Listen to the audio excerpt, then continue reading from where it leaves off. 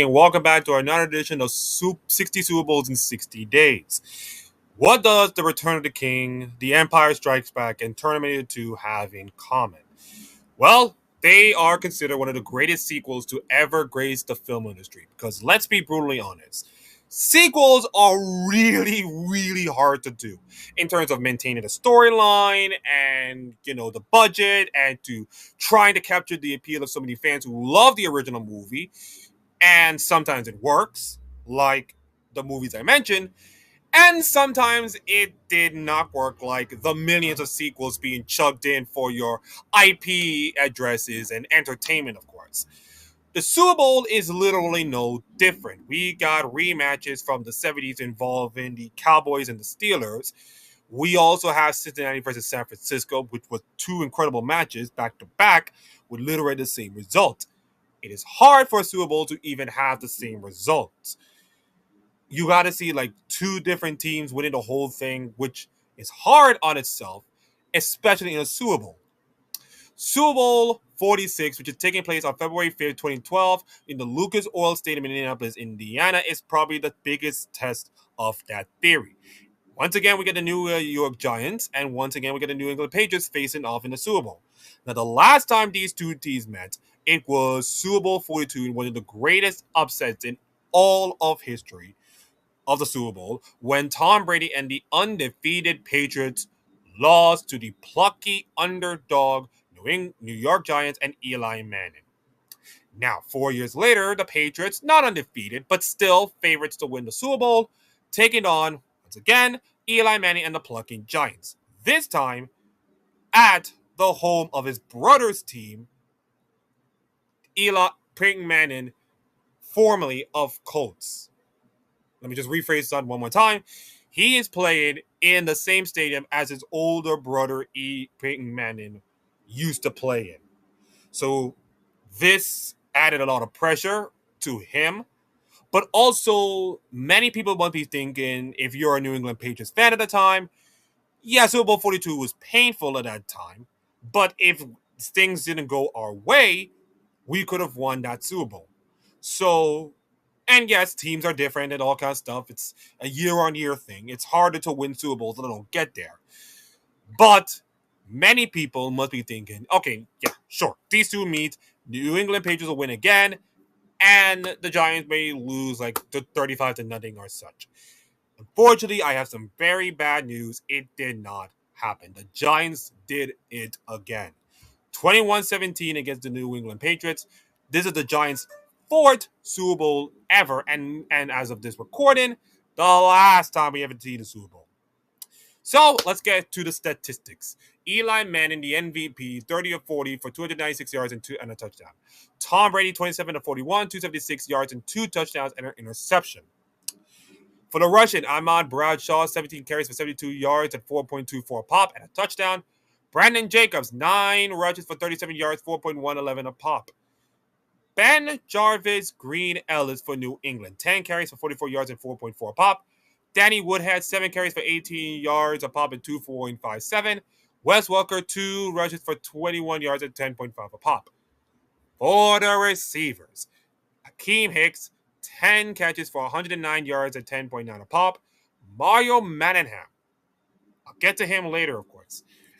5 catches for 73 yards and 14.6 a pop. Bear Pasco, 4 catches for 33 yards and 8.25 a pop.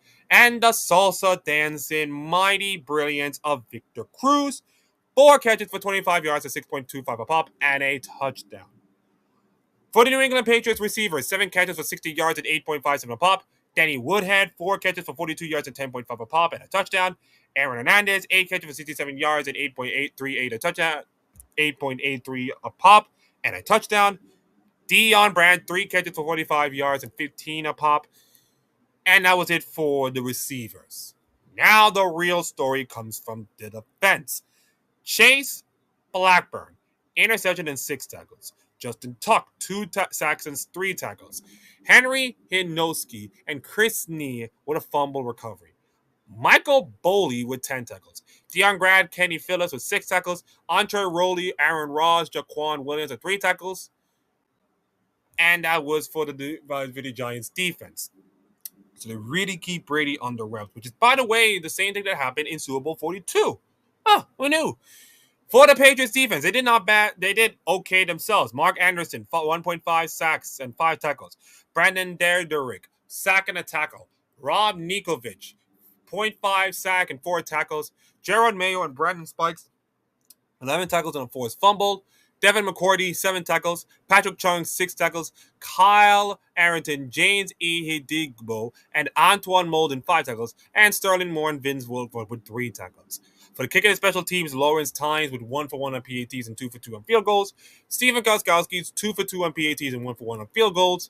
Total yards, New York Giants 396 to New England 349, and 1 turnover in this game committed by the Patriots. So overall, this was a really, really another close game between these two teams. I mean, it kind of reminds me of, and I'm gonna do like a little Aussie rules football reference of Cindy Swans versus the West Coast Eagles way back in the 03, 04 kind of time, in which it came down to like incredible plays and incredible moments and all kinds of stuff. And this came down to an incredible moment. In Super Bowl 42, it was the Tyrese Burst hand catch. In Super Bowl, let's just see, in Super Bowl 46, it was the Manningham catch. Now, let me just walk through this entire drive completely. You just ignore the Super Bowl 50 graphic that I'm going to show you. Just ignore that. We're talking about Super Bowl 46, Akeem. We're going to talk about Super Bowl 46. Okay, let me just see. Okay. Crap. Okay. Just give me a minute. Just give me a minute. Calm down. Just give me a minute. Ease yourself. Ease yourself. Okay, Super Bowl 46. There you go. And right. So as you can see, this is the box score. This is where all the scoring take place, of course. And let's just look at the drive. Now, you look at the different drives. They had a safety, field goal, 2 punts, and 2 touchdowns. And from the third quarter, from the rest of the game, they had a punt, interception, punt, enter game. And the Giants in the second half have 3, 6, 13 points. So they outscored New England 13 to nothing for the rest of the game, for around that point in the game. In fact, if you could put in a touchdown, of course, that is now 13 to 7. That's pretty much the difference, of course. But we're going to talk about the drive, pretty much one of the biggest drives of the game. So it was fourth quarter. It was a fourth quarter, of course. And yes, it was a fourth quarter, by the way. It was after the punts the ball 32 yards by Will Blackman. Eli Manning decided to throw a deep pass to Mario Manningham for 38 yards. And yeah, it was incredible. You know, the throw in the back, all the way up, of course. Manningham catch it right around the sideline, and it put it so close to where the receiver could catch it. And of course, New England tried to challenge that, and it failed. In fact, they carried it to Manningham so many times. He got an incomplete pass, and he completed for 16 yards, then for 2 yards. So he was responsible for 56 of those yards, including a spectacular catch. Now I'm going to tell you about Mario Manningham, of course. Maybe not career-wise, but pretty much the catch, of course. It's not as big as the Tyrese catch. It's not as great as the helmet catch. I mean, the helmet catch is still one of the greatest thing ever because it involves like Eli Manning escape the sack and then of course throw the ball deep and then have an incredible instinct to catch that ball. But this is kind of like the same deja vu feeling if you're the New England Patriots and I feel like, oh my god, another great play by a New England Giants player again. It's like deja vu. It's like, once again, the same thing that happened to the New England Patriots 4 Super Bowls ago just happened again. And it just makes you feel like, oh, once again, man, I'll win another Super Bowl, of course. So, yeah. Anyways, they continued to drive, of course. Emmett Bradshaw with 7 yards after Akeem Nicks with a 14-yard pass. Then a completed short for 4 yards. Emmett Bradshaw tackled in the minute for 1 yard. And then the weirdest thing happened. The absolute weirdest thing happened. So, it was 15-17 in favor of New England. They were about to be in field goal range. Now, if you are Giants and you know what Tom Brady is capable of, you know what his Patriots team is capable of, you're thinking to your mind, okay, just make sure you stay in the field, let them waste timeouts, and then just trying to kind of like kneel down, of course, and basically it's probably a chip shot. It was right around the 6 yard line. It was around the 6 yard line. It's basically a chip shot in these days, especially in a dome, of course. This should be the simplest thing. The New England Patriots are trying to make sure that, hey, you can just score, but if you do, we get more time, of course, and a timeout. So that's what happened. So I mean, Bradshaw just run up the middle, of course, and he tried to stop. He tried his very best to stop until his momentum fell down. He was trying to. It was so funny. It was absolutely funny. We were watching the game, of course.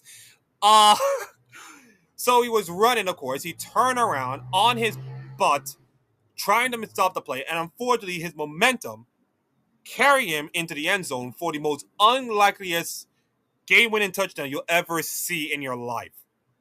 Because had they would have not done it, the Patriots would have you know, run the timeout. Giants will run down the ball and kick a field goal and would have won there. You would have won there, but for this to happen, it gives the Patriots new life. It gives them Patriots new life. Tom Brady incomplete pass by Deion Branch, incomplete pass by Aaron Hernandez, and sacked by Justin Tuck for 6 yards. And then D complete for 19 yards, and then complete for 11 yards, and then Brady spiked the ball, and they have it in the New England 44-yard line with about 19 seconds left. Then Tom Brady incomplete pass to Aaron Hernandez, but by the way, the penalty, of course, for 5 yards. Then onto the 49-yard line, pass incomplete for Deion Branch, and then the long, deep Hail Mary trying to get to Aaron Hernandez, but unfortunately defended pretty well, and that was it. So the weird touchdown, of course, that wouldn't, that was not supposed to be a touchdown, did win the game. Weird, but of course, yeah, it is what it is. And for the Patriots to lose their second Super Bowl against the same opponent, it's just devastating. And I told you, of course, a couple of episodes, of course, I told you about the last Super Bowl they won, the one that made them the villains, of course. That was the last time the Patriots have won a Super Bowl. It's been this long since the Patriots have won a Super Bowl. Like, if you go years and years without winning a Super Bowl, then that would feel like, pain around the fan base, of course.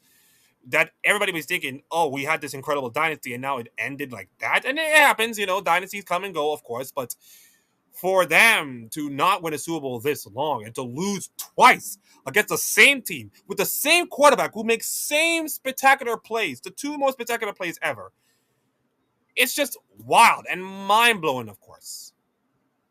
And while this is not the biggest upset ever, this is a gigantic upset in the grand scheme of things because everybody knows the Patriots and Tom Brady and Belichick and all kinds of stuff. In fact, let me just look at the betting. Let's just look at the betting pretty much. Let's look at the line. What was the line for this game? Patriots -3. All right. Yeah, that makes sense. Not big favorites, but slight favorites, of course. But consider this is New England Patriots. The fact they actually pulled the upset, it's amazing. And for the Giants and Eli Manning and for Tom Coughlin, it's another. They did it again. They absolutely did it again. Just like so many sequels back then, of course. It's the same thing with the original, with everything, and yeah, it's wild. It was a wild Super Bowl, of course. That's pretty much all the details I have for you. Anyways, we're done with Super Bowl 46. Tomorrow's Super Bowl 47. And that's just it. Get out of here. And I will see you all tomorrow.